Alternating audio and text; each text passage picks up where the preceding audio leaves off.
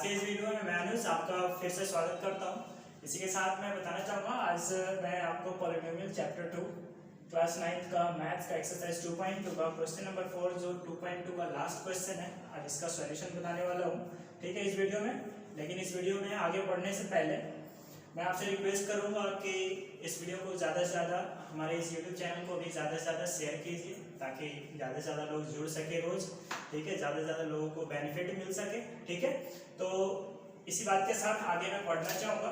ठीक है, तो देखते हैं कैसे सॉल्व करेंगे इसमें। Find the zeros of the polynomial in each of the following cases. ये केस दिया हुआ है आपके पास। ठीक है, और ये जितने भी केस दिए हैं सारे के सारे लीनियर पॉलिनोमियल है। दैट मींस सारे की डिग्री 1 है। देख लो x स्क्वायर नहीं, x के पावर 1 है, यहाँ x के पावर 1 है, x के पावर 1 है, x के पावर 1 है, x के पावर 1, यहाँ भी x के पावर 1, यहाँ भी x के पावर 1। यहाँ जहाँ a और c और d आपको दिख रहा है वो आपका कांस्टेंट टर्म है, राइट। x आपका वेरिएबल टर्म है। तो ये पूरा का पूरा पॉलिनोमियल तो है बट लीनियर पॉलिनोमियल है। ओके, और हमें इसका डिग्री फाइंड करना है, राइट। हमें इसका जीरो फाइंड करना है। तो अब आगे बढ़ते हैं। क्वेश्चन नंबर 1 की बात करेंगे। क्या है कि px ये गिवन पार्ट है, px equal to x plus 5। मतलब क्या है कि हमें इसका जीरो फाइंड करने का मतलब क्या है कि हमें px को जीरो रखना है। दैट मीन्स अगर मैं इसको हटा दूं तो कहने का मतलब है px इक्वल टू जीरो हो जाएगा। यानी px के जगह पे कोई भी इक्वेशन लेंगे वो इक्वल टू जीरो होगा। कैसे बता रहे? ठीक है, आगे x plus 5। Okay, px equal to zero, right. To find the value, to find the number of zeros we must write px equal to zero. So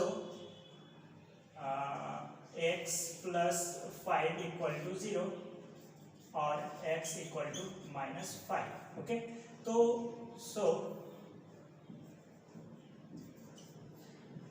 number of zeros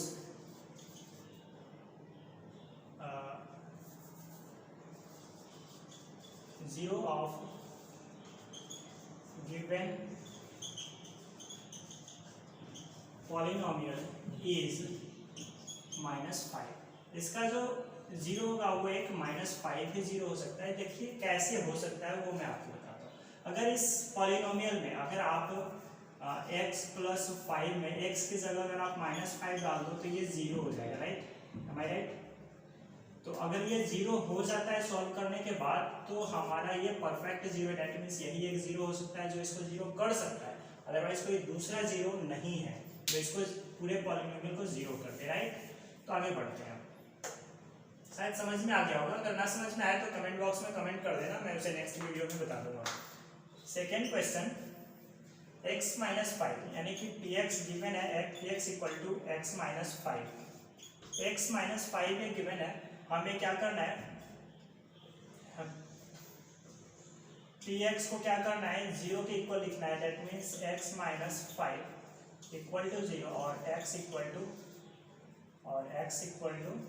5। So zero of given polynomial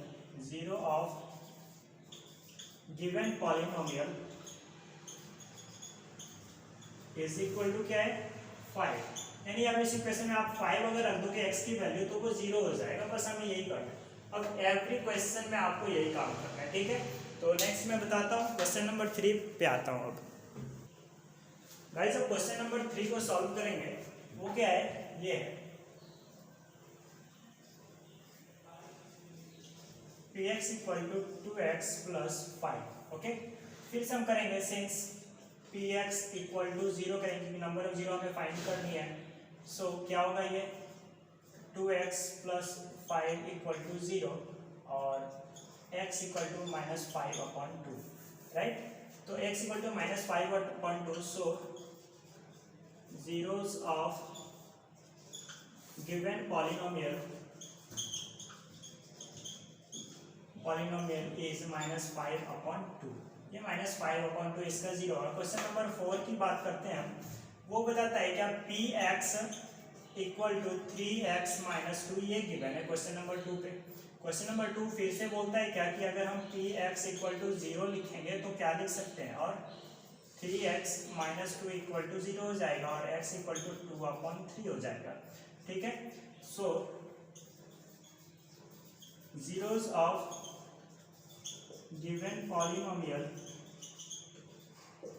is 2/3। ये इसका zero हो गया question number 4 में। यहाँ पे जो भी मैंने जीरो निकाला है वो अगर पॉलिनोमियल में आप डाल देंगे, पुट करेंगे x की वैल्यू, तो उस केस में जाकर के पूरा का पूरा px की वैल्यू 0 हो जाएगी, राइट। क्वेश्चन नंबर 6 पे आते हैं। क्वेश्चन नंबर 6 क्या बोलता है, क्वेश्चन नंबर 5 पे आते हैं। क्वेश्चन नंबर 5 है px इक्वल टू 3x। इसका मतलब क्या है कि अब हम यहाँ क्या लिख सकते हैं, px इक्वल टू 0 लिख सकते हैं। ठीक है, सो 3x इक्वल टू 0 लिख सकते हैं और x इक्वल टू 0/3 लिख सकते हैं, राइट। 0/3 का मतलब क्या होता है, 0 हो जाएगा ये। ठीक है, तो आगे बात करते हैं। सो zeros of polynomial is 0। देखो यहाँ 3 मल्टीप्लाई x करेंगे तो ये 0 आ जाएगा, इसलिए ये 0 ही इसका एक सॉल्यूशन हो सकता है इसको 0 करने के लिए, राइट। तो क्वेश्चन नंबर 6 की बात करते हैं। अब हम क्वेश्चन नंबर 6 क्या आता है, px equal to ax and a is not equal to 0। तो यहाँ पे थोड़ा सा ये कंडीशन डाल दिया कि a की वैल्यू 0 नहीं लिख सकते। a की वैल्यू 0 कंडीशन का मतलब ये समझना है हमें, a की वैल्यू हम 0 क्यों नहीं लिख सकते हैं, ये बात जानना है हमें जरूरी है। क्योंकि अगर मान लो ax वहाँ लिखा हुआ है और a मल्टीप्लाई x लिख सकते हैं, a की वैल्यू हम 0 अगर ले ले तो ये पूरा का पूरा टर्म 0 हो जाएगा, फिर क्वेश्चन का कोई मतलब ही नहीं रह जाएगा। इस कारण ये a is not equal to 0 डाला है। तो हमें फिर करना क्या है ये देख लो। ठीक है, अब इसे सॉल्व करते हैं। px इक्वल टू 0 लिख सकते हैं, px की वैल्यू क्या है, ax इक्वल टू 0 लिख सकते हैं हम। ठीक है, ax इक्वल टू 0 लिख सकते हैं और x इक्वल टू 0/a लिख सकते हैं। सो x की वैल्यू 0 होगी। ये सेम वैसे ही है जैसा ही है, यहाँ 3 के जगह पे सिर्फ यहाँ हमने नेक्स्ट क्वेश्चन में a ले लिया है, बाद बाकी कुछ भी नहीं है। a लेकर के यहाँ a की कंडीशन डाल दी है, right. So 0 of given polynomial is equal to 0। 0 ही है जो कि इसको सेटिस्फाई कर सकता है। आप कुछ क्वेश्चन नंबर 7 की बात करेंगे, क्वेश्चन नंबर 7 में भी सेम कंडीशन दिया गया है। हाँ तो दोस्त ये क्वेश्चन नंबर 7 पे देखते हैं भाई कि px इक्वल टू जो कंडीशन लिखा है px equal to cx plus d, और साथ में एक कंडीशन डाल दिया कि c is not equal to 0 and next लिखा है कि c and d are real number, c and d are real number, c and d are real number लिख दिया, राइट। इसका मतलब क्या है कि c और d को हम रियल नंबर ले सकते हैं लेकिन 0 नहीं ले सकते। ओके, 0 नहीं ले सकते। 0 अगर लेंगे तो ये x की वैल्यू 0 हो जाएगी, तो px इक्वल टू d नहीं हो पाएगा, फिर फायदा नहीं है लेने का, कोई इक्वेशन पॉलिनोमियल बन ही नहीं पाएगा। ठीक है, तो वो कांस्टेंट हो जाएगा, राइट। ओनली d की p का वैल्यू px का वैल्यू d हो जाएगा कांस्टेंट, कोई मतलब नहीं बनता फिर क्वेश्चन का। ठीक है, तो आगे कंडीशन को सेटिस्फाई करते हैं। px equal to cx, sorry px equal to हम 0 डाल सकते हैं, 0 फाइंड करनी है तो। So cx plus d equal to 0 and cx equal to minus d and x equal to minus d/c। Okay, so 0 of given polynomial